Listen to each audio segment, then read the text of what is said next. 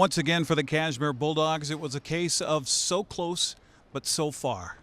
The Bulldogs fall in the championship game Saturday night here in the Sundome to Linden Christian by a score of 50-48. There were 6 different lead changes in this game, most of those coming in the second half. There were 4 ties. Cashmere trailed it by 2 at halftime, 25-23. Coach Brent Darnell said he wanted to ramp up the defense starting that second half. You know we're coming to blitz you. I mean, it's like lining up in the line of scrimmage and you see blitz, here it comes over and over and over again. But, you know, that old mantra of defense wins championships, I don't know if it's true anymore. Defense almost wins championships. It was close. But Cashmere's Claire High got into early foul trouble, and that meant a big difference in the fourth quarter. People don't realize sometimes the success of our team with other girls, because Haley's so great and she does so much for us scoring-wise, but how important, role players are, Kind of like in football, they talk about how important the offensive line is, the right guard and left guard, and protecting that blind spot. Those guys don't get a lot of credit, but how important to protect the quarterback. And Claire High is kind of that kid for us. She's strong, she's smart, she understands our system, she's physical. So when she got in foul trouble, it definitely hurt us a little bit. We weren't as muscly down low to get some big rebounds, and that was kind of the game.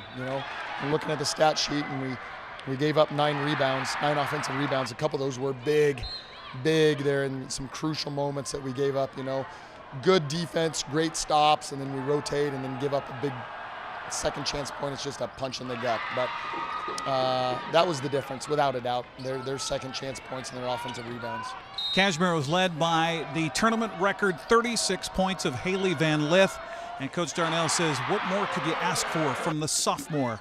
You give your best player, put the ball in their hands, and let him go make a play. And boy, did that girl make a lot of plays tonight. Oh, my goodness. Yeah.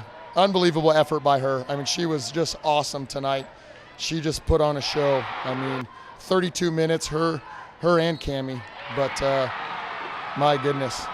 Cashmere trailed by 2 with just seconds remaining as Linden Christian went to the foul line, missed the front end of 1-on-1. Cashmere gets the rebound, and it looked like a fast break opportunity.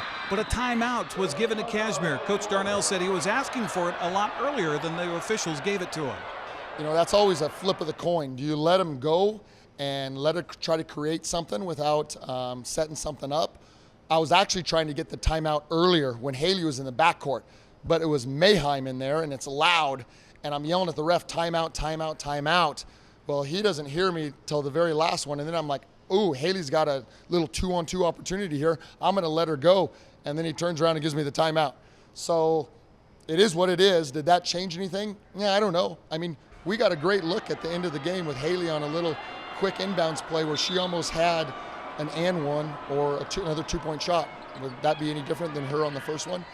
Who knows? We could what if it to death. But I don't think that was the one that made the difference. It was a couple of the defensive stops before that when we gave up our little lead right there. Those were the big ones. So once again, for the second season in a row, Cashmere comes that close to a state championship, falling 50-48 to Linden Christian.